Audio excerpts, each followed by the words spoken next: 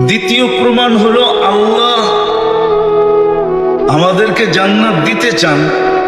যদি দিতে না চাইতেন তাহলে আমাদেরকে যেই নবীর উম্মত হওয়ার জন্য নবীরা পর্যন্ত চোখের পানি ঝরাইলেন। আমি একটা দুটা দেখাবো, নবীরা পর্যন্ত চোখের পানি ঝরাইলেন।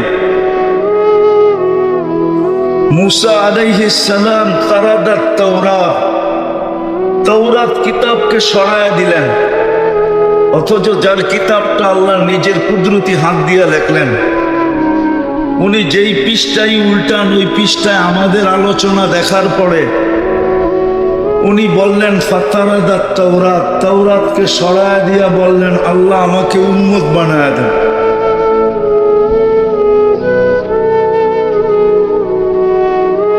ওই রসুলের উম্মত মুসা আলাইহিস সালাম পর্যন্ত উম্মত হতে চাইলেন, কিন্তু আল্লাহ জবাব দিলেন সাবাক্তা মিনহুম, তুমি অনেক আগে চলে আসছো, উম্মত বানানোর কোনো সুযোগ নাই। দেখি বুঝে আসে কিনা।